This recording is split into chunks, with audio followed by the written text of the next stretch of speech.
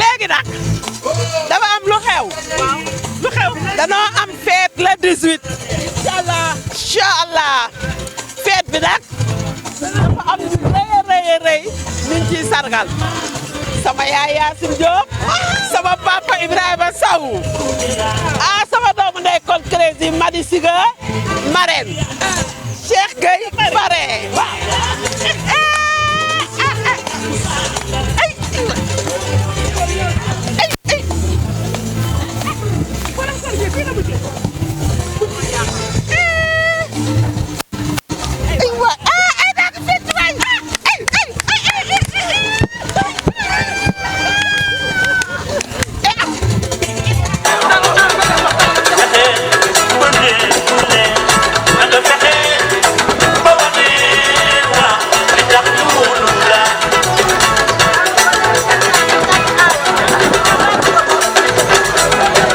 Bonjour à tout le monde, bonjour à toutes et à tous.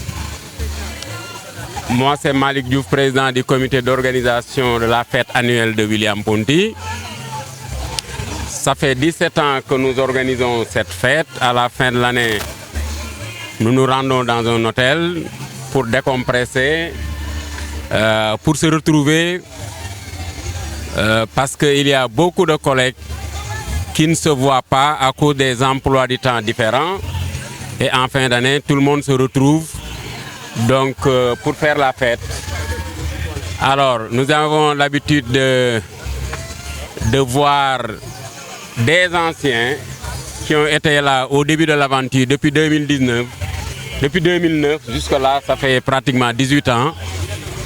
Et parmi ces anciens-là, il y a M. Ibrahima Sow, prof de français, qui va prendre la parole pour dire quelques mots par rapport à la fête, par rapport à William Ponty, par rapport donc à M. Togala, Feu Togala, qui a été le créateur, si on peut dire ainsi, de William Ponty, qui nous a quittés malheureusement il y a 5 ans. Et nous continuons à le pleurer. Voilà, je vais donner la parole à M. Ibrahima Sow. M. Sow, vous avez la parole.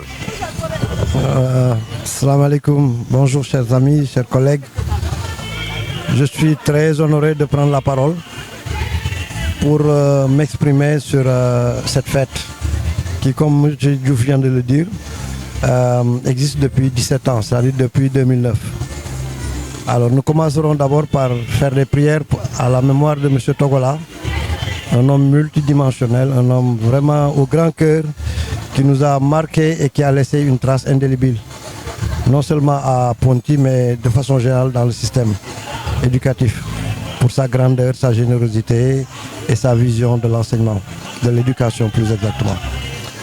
Alors, cette fête, chaque année, est un moment de retrouvailles. C'est un jour spécial parce qu'il y a des gens, moi par exemple, qui ne se voient que pendant cette fête-là, pour des raisons multiples. Par exemple, je ne suis plus à l'école, mais tous les ans, à la même saison, à la même époque, nous sommes invités, M. Ba et moi, et nous sommes très très fiers de participer à la fête.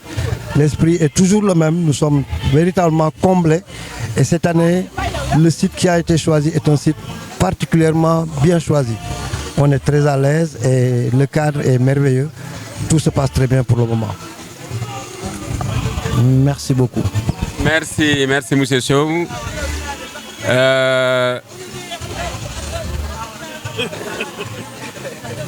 Celui-là avec ses verres de bandit là, lui il s'appelle Cheikh Sadibou Gueye, grand prof de maths. Qui mag mom depuis le début 2009 ba légui saa may ñëw William Ponty moo may dugal ci otom saa may ñibbi moo may yóbbu ah kii moom c'est un témoin de l'histoire lépp fi la ko fekkee kii mooy Cheikh Sadibou Gueye. Merci jërëjëf di sant yàlla pour dire tout simplement que vraiment William Ponty c'est notre famille. C'est notre famille. Création de cette école Togola qui était notre père, notre ami. Comme l'a si bien dit M. Diouf, prof d'histoire et de géographie, nous avons été les bâtisseurs, hein, les promoteurs et tout ce que vous pensez de William Ponty autour d'écoles en son temps qui avaient des noms. Mais nous avons su relever le défi. Et je vous dis, nous avons gagné beaucoup de prix en anglais, concours général, et dans d'autres disciplines. Alors, et beaucoup de mentions très bien. Et je dirais en maths, dans l'histoire du Sénégal, les élèves qui ont 20 en maths, vous le trouvez au bac, vous le trouvez à William Ponty. Et ça s'est passé. Alors, pour dire tout simplement que c'est notre bébé. Et nous l'avons vu grandir. Et nous gardons ce bébé jalousement. Hein, nous gardons ce bébé jalousement. Et merci beaucoup. Et que cette fête soit belle pour tout le monde. Et que nous pensons pérenniser cette fête. Hein, Inch'Allah. Merci beaucoup.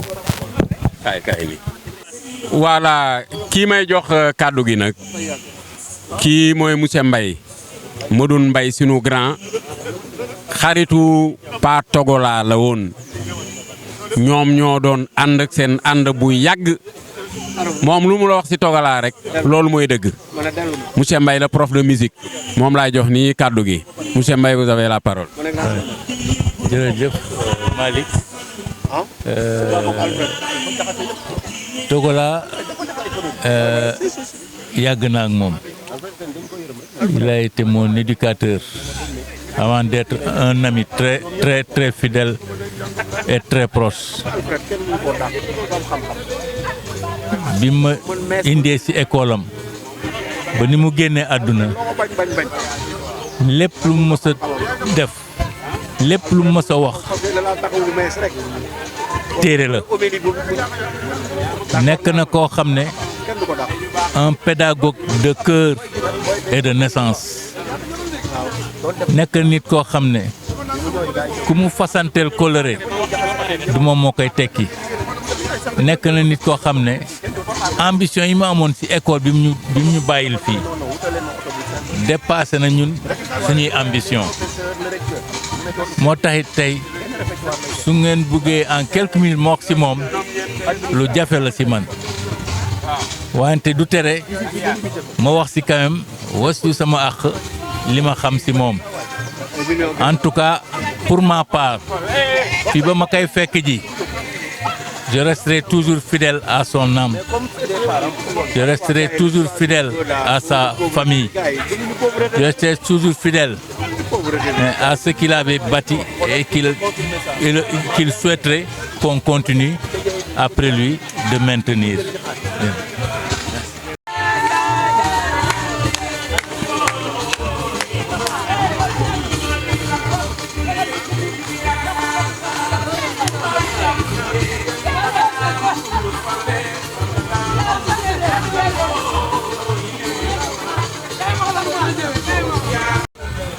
alors waaw kii nag moom monsieur Fall lañ koy wax histoire géo doomu Pa Togola la parce que ci kanamam la yaroo sébi ñoom bokk seen sébi après ñëwaat fii mu intégré école bi waaw un professeur valeureux très fidèle en amitié et très véridique mooy sunu imam en même temps monsieur Fall. asalaamaaleykum wa rahmatullah maa ngi nuyu ñëpp Malick di la gërëm di la sant di la jaajëfal waaw tey moom laaj nga ma loo xam ne dinaa ci sawar a wax ndax lu ma xam la damay tàmbale di ñaanal ki nga xamante ne mooy monsieur Douga Togola ñii naan ko Pape Togola ñii naan ko Ndiaye mu nekkoon nit ku baax di ko ñaanal yàlla na yàlla leeral bàmmeelam yal na yàlla yeesal yërmande ci kawam waaw donc William Ponty comme ni ma ko yàggee di ko wax c'est une famille donc ay doomu aadama yu valeur la fi yàlla boole amul xale amul mag ñëpp ñoo bokk liggéey bi di ko def ci na mu gën a rafetee waaw William Ponty nag c'est une école boo xam ne néew na école yu mel ni moom tey je dirais pas dans le département de Rufisque mais je dirais dans toute la région de Dakar voire même dans tout le Sénégal voilà donc école la boo xam ni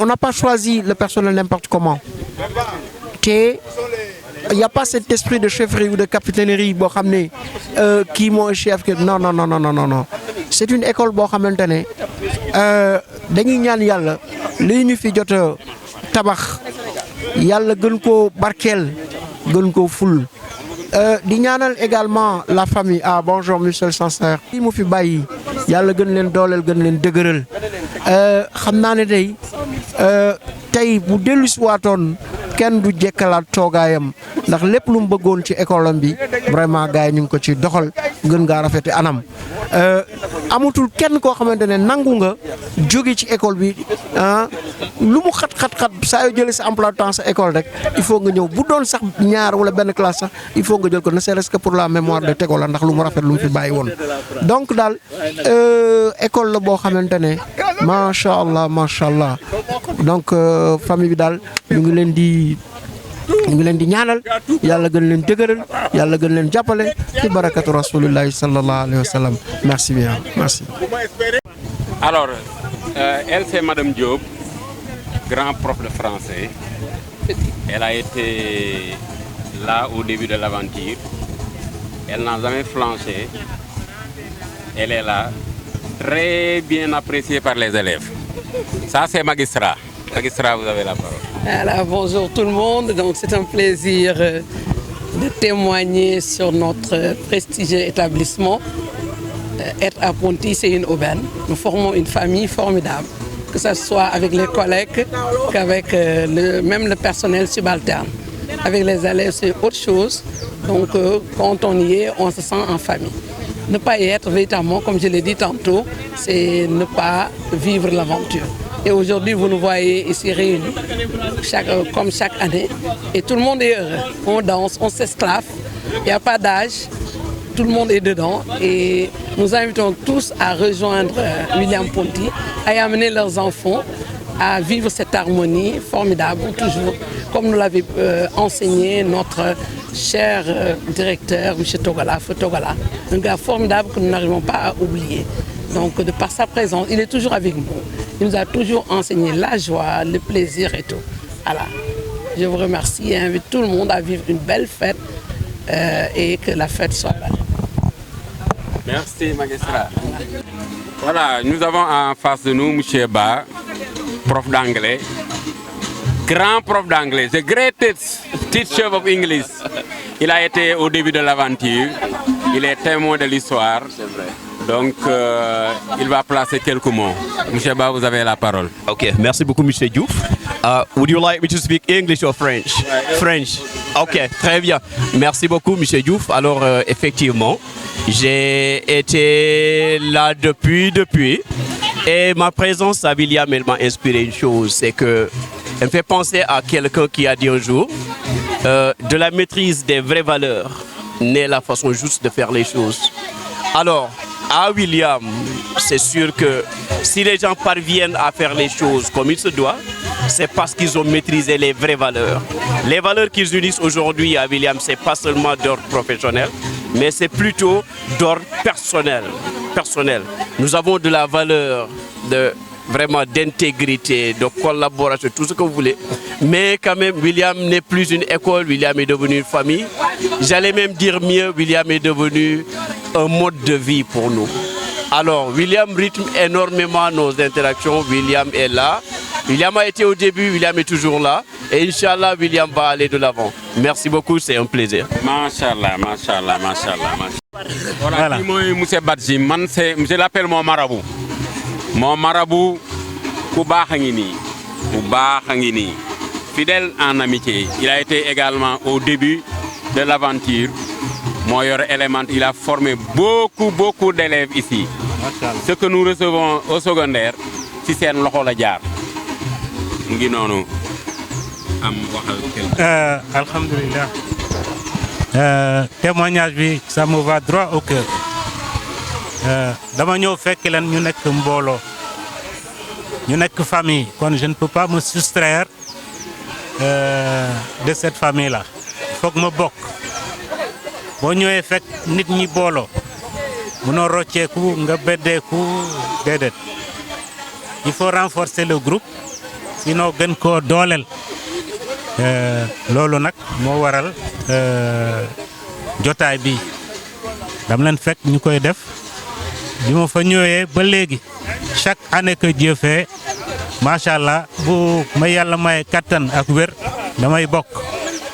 William Ponty la c'est une famille luñ koy ñaanal mooy na dem ca kaw ca kanam ci lu baax examen di ñëw booy am ay résultats yu baax yu gën a baax yeneen résultats yi waaw ci kattanu yàlla ak yonentam Muhammad sallallahu alayhi wa sallam.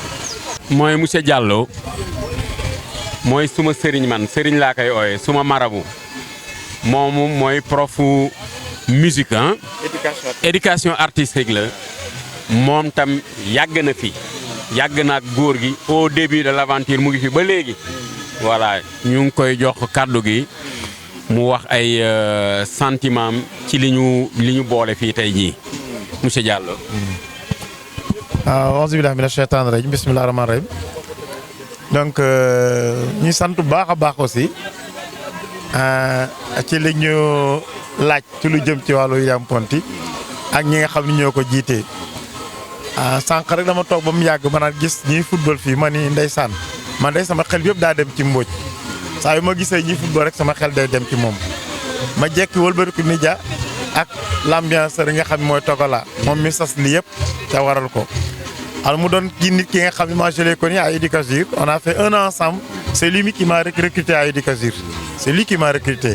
Ensuite, quand il a ouvert l'école William Ponty, mu ne ma Babacar il faut rejoindre la famille ma ne ko maa ngi ñëw loolu moo fi indi tey donc l'école a fait 1 an 2 ans j'ai intégré le groupe depuis lors je suis là mais ambiance bi fa am lépp ci moom la man moom laay wax ci moom parce que boo nee William Ponty rek da nga naan monsieur Togola très simple très gentil un fédérateur je ne peux pas dire les mots me manquent quelqu'un bi nga xam ni dafa doon nit carrément nga xam ni boo fa nekkee yow la fay téye sax da nga naan kii li mu la ji la fay téye alors donc di ci profiter di ko ñaanal moom ak Mbodj ak ñeneen ñi fa nekk ñëpp ca làqatu yal na leen yàlla suñu borom xaare àjjana ñi fi nekk tamit yal na yàlla wéral cëri guddal fan yi je te citerai un exemple nag parce que yow xam naa yow tamit sa diggante ak Togola ndax moom boo ko jegee boo ñëwee boo toogee moom tuuti wéet mu tuddal la Malick Diouf nga yow tamit depuis ba école bi tàmbali da nga kaa nekk ànd koog ñoom ak ñeneen moom moo limee damay juum ak ñeneen mais yow particulièrement xamoon naa seen rapport yéen ñaar ak Togola parce que moom ku baax la boo leen toogee rek nit ñu baax ñëpp da leen di lim donc ba nga xam ne nag da nga naan ñëpp a baax au niveau de William Ponty man de franchement parler j'ai décroché te bari naa ci ay morom boo wëlbati ko léegi ci Fall c'est la même chose waaye la ñu fa tënk ba léegi c'est la fraternité man lii gëj naa koy def am na ci école yeneen yu ma nekk yi nga xam je suis surveillant là-bas mais dañuy wax ba sonn du ma dem waaw Edukazur ñoom tamit xëy na comme man moom moo fa recruté woon ñoom rek laay dem ak fii su loolu leneen loo mën a woo mënoo ma fa am je préfère ma gérer suma temps waaye kon boog di jolle sant bu baax a baax di ñaan yi tamit lii yàlla na sax yàlla nañ ko yàgg fekkee ca tal ko waaw y a pas mal de agents yàlla na alaaji yi tamit bëri waaw bëri nañ fi lool yàlla nañ gën a bëri waaw parce que it lii moom du doon lu dul da nga koy ubbi benn page ci sa dund tuuti moo tax may permettre di ñëw te ñëpp ànd ko avec responsabilité tamit waaw am na ci nga xam moo fa demoon gis fa yenn dérapage yi damay retiré wu waaye fii da ngay gis ni ay responsable lañu àdduna lañ nekk ñu dund sant yàlla lii ba ñu koy dugal ci ak cant rek kon ñu def ko ak cant waaw cant gi daal récréation la yàlla nañ ko yàgg a def yàgg koo fekkee yàlla defal ñu tawfiq tey seen najaax ak saadatu daaray ni ñi ngi ñaanal ne ñii dirige actuellement école bi rawatina doomam jooju ñëwoon sànq du ñëw soxna Fanta ak ñoom ñëpp yàlla na leen yàlla ñoom tey guddal seen far wéeru seen i cër ba lii fu ñu ci bëgg a egg ñu egg ko fa fa mu ko bëggoon a eggale moom Togola yal na ko fa yàlla eggale allahumma salli ala sayyidina Muhammad maa ngi jéglu baax nag ca kàddu gi waaw kii itam may jox parole ci sunuy magu école yi c'est doyen Fall moom tam très apprécié par les élèves la preuve daaw dañ ko sargal élèves yi dañ koo sargal xaritu góor gi la woon vraiment ku baax la ku ñuy jox conseil ñun ñi nekk les moins jeunes monsieur Fall la tudd c'est un prof de français moom lay jox parole bi nii. Merci El Hadj Malick. Je pense que vous l'avez dit parfaitement. L'année dernière, j'ai eu à ouvrir le bal des parrains. Et c'était un choix judicieux que j'avais estimé et apprécié à sa juste manière. Et à l'époque, je n'avais pas manqué de féliciter tous les collègues unanimement qui ont porté ce choix sur ma modeste personne. Et au-delà, les élèves de l'école qui ont réussi à faire de moi le premier parrain de l'école. Cela m'est allé droit au cœur. Mais cela, je le dois aussi au père fondateur de l'école, M. Togola, qui a tracé le chemin sur lequel on devait passer. Il a balisé le chemin.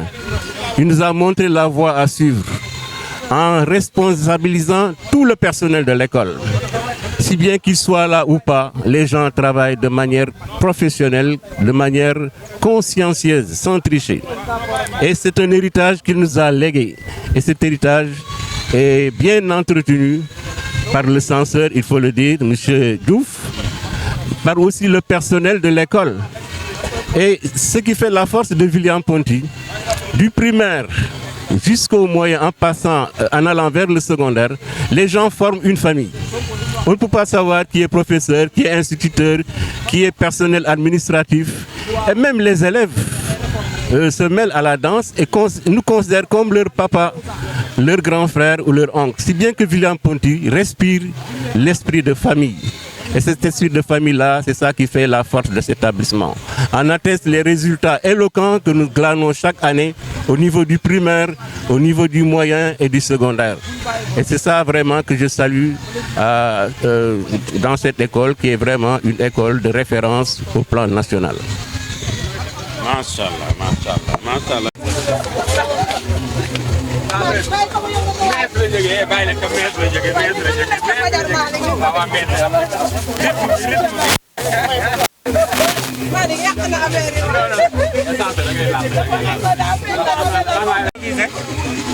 Alors voilà, donc je suis devant moi chez le censeur Augustin Diouf.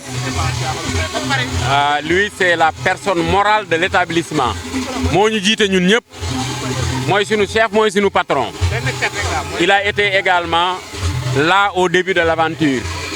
Il a enseigné quelques années avant de devenir le censeur, le proviseur, la personne morale de l'école.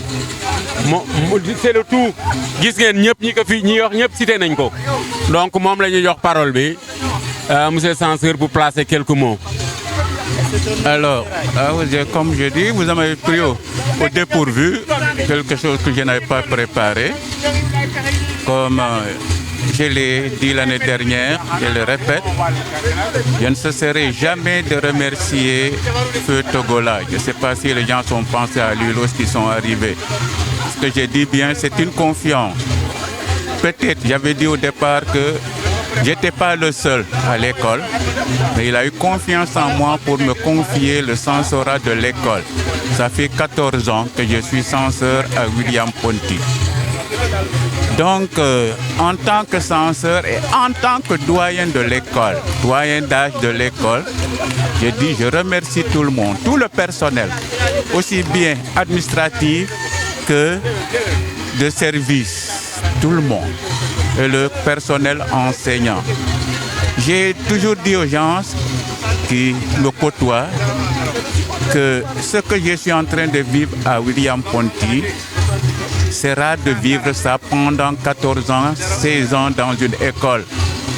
Une confiance, mais un travail qui se fait en synergie avec mes professeurs, avec tout le personnel. Je dis toujours aux gens que j'ai eu aucun problème avec aucun de mes professeurs, Et la chance que j'ai, c'est que chaque fois que je demande un service à un professeur, il l'accepte, il le fait de bon cœur. C'est quelque chose qu'il faut louer et rendre grâce à Dieu. Alors, j'ai prié que Dieu nous garde dans cette concorde qui règne à l'école. Et la concorde qui règne à l'école se reflète par les résultats que nous faisons chaque année. Cette année, on attend encore. On n'a pas encore les résultats. Les examens n'ont pas commencé. On espère que les résultats de cette année seront meilleurs que ceux de l'année dernière. Et je dis que l'année dernière, William Ponty faisait partie des 20 premiers établissements de la région de Dakar. Des 20 premiers établissements de la région de Dakar. Ça veut dire quoi? Ça veut dire que l'école William Ponty est une bonne école. La discipline qu'il y a à l'école à William Ponty, je ne la trouve pas dans beaucoup d'écoles privées, surtout laïques. Et c'est cette discipline qui nous permet de faire les résultats que nous avons chaque année. La discipline qu'il y a et le travail de tout le personnel. Les professeurs, même jusqu'aux balayeurs, tout le monde fait son travail correctement. Je remercie le bon Dieu de m'avoir donné cette grâce de travailler avec des personnes qui ont confiance en leur devoir, en leur pouvoir, ce qu'ils peuvent faire et ce qu'ils peuvent apporter à l'école. Je disais que la plupart des professeurs, je dis tous les professeurs qui sont là, ne sont pas mus par le gain financier, mais ils sont mus par la réussite des enfants qui leur sont confiés. Chacun met du sien pour que les élèves qui nous ont confiés réussissent à la fin de leur cycle à l'école William Ponty. Je remercie beaucoup tout le monde, de la directrice, le professeur, tout le monde, je remercie tout le monde. Je dis bien que Dieu nous garde et préserve le personnel, tout ceux qui travaillent à William Ponty. Voilà, qui may jox micro bi nag mooy sunu patron bu góor bi moo wax léegi muy censeur yi kii mooy doomu Pa Togala, c'est la fille de son père. loolu buñ ko waxee rek xam nañ lan la ëmb parce que li fi paa bi instauré woon dindiwu ci dara, au contraire lépp da koo yokk. Moom dafa ñëw daal seey ci biir boo ko gisee sax danaan du directrice bi te mooy sunu directrice, mooy sunu patron, moo tudd Fanta Togala, mooy doomu papaam nag, moom laa lay jox nag nga wax ak moom tuuti. Fanta, vous avez la parole. lu la neex wax. Malaaka Bambara wala. lu la neex. salaamaaleykum ma njëkk wax Bambara. ani Sokoma. waaw. salaamaaleykum. En tout cas dama kontaan ci journée bi lii moom comme ni depuis ci paaba sañu ma si sa teggi dara su ma si yokkulee parce que dama fekk famille laa fi fekk xam nga famille boo ci fekk da nga ci ñëw see ci doo ko tas donc su ma ko mënul yokk du ma ko wàññi donc journée bu mel nii ça day féexal xol quoi voilà ñëpp a ngi bég ñëpp a ngi kaf di foo di ree donc c'est magnifique dañ ñaan yàlla kay muy gën di yokk di gën di rafet di gën di neex yàlla bàyyi ñu fi ñun ñëpp ñu fekkee ay déwéni yu bëri voilà Pa Togala nag ba tey suba ñu ngi wax ci waxam ce sera bientôt 5 ans bu mu décédé ba léegi kenn mënu koo fàtte voilà comme ni wax ba ma doogee jël école bi dama ne est-ce que dinaa ko mën mais xaw ma lu mu fi ba 5 ans maa ngi fi et je ne sais même pas qu'est-ce qui voilà yàllaa ko oyofal Vous êtes là aussi. C'est lui qui veille sur nous tous. C'est ça. En fait, je ne sais pas pourquoi je suis là, mais je suis là. Je connais tout le monde. Voilà, ça te fait plaisir, tu viens, tu avances. Santé, gudd fan, wér-gu-yaram ba ñuy li ñuy ñort yëpp yàlla def ko daal. amiin voilà kontaan naa ci journée bi. wax bi baax na wala ma laa terminé ak bambara. waaw ñaanal ñëpp am bambara. jërëjëf. voilà kii may jox parole bi mooy Ron wóllëre paa bi la yàgg na ñoom mooy tailleur école bi tenue yëpp moo koy def ci famille bi la bokk mu ngi tudd Arona grand tailleur maître tailleur waaw moom lu ma wax ci paa bi rek mooy dëgg parce que xam na ko bu baax voilà Ron mu ngi noonu. ah Malick kontaan naa pour wax ci grand Togola moom dama ciy kontaan sama grand la moo ma yar moo ma jëlee ci lu bëri moo ma indi nii ma mel nii moom moo tax ma mel noonu grand boobu wax ci moom dina jafe na de parce que grand bi lépp la wax ci moom de fii dañuy fanaan pour wax ci moom grand bu baax grand nit yàlla bu am yërmande ci doomu aadama man ni ma mel nii moom moo ma ko teg c'est sérieux moo ma xëccaat dugal ma fu nekk yàlla moo tax li mu def nii yàlla da ciy def barke. école am bii bu mu ko commencé yàlla xam na ni te kenn mënu ko te ci kanam la jëm ñi mu boole fii yëpp ñun ñu baax la ñu ñëpp a dajaloo ñu baax famille la lépp ci liggéeyam la te incha allah day continuer noonu lay continuer ba fin soobee yàlla yal na ko yàlla yërëm xare ko àjjana man loolu mënu ma wax ci moom lu bëri parce que sama xol day tooy. macha allah. noonu la dem kii nag moom mooy informaticienne mooy secrétaire mooy tapé sujet yi mooy def lépp waaw mu ngi nii mooy yaa Aminata laa koy oowee moom mooy turandoo suma doom voilà macha allah. asalaamaaleykum waaw man maay Aminata Bari madame Dieng man maay secrétaire William Ponty William Ponty moom loo ci mënta wax rek desal nga lu bëree Papa Togola moom dama xamul ni ma koy expliquer daal maanaam man bi ma ñëwee William Ponty daf maa yaatal de telle sorte que William Ponty boo duggee ci kër gi rek da ngay bokk par la force da ngay bokk daf lay boole ci ñëpp moom daf lay boole ci boppam parce que daf lay jàpp ni comme boo xoolee sa bopp da ngay ne yow la gën a bëgg ku nekk William daf koo jàpp ku nekk di ko ne téye mon ami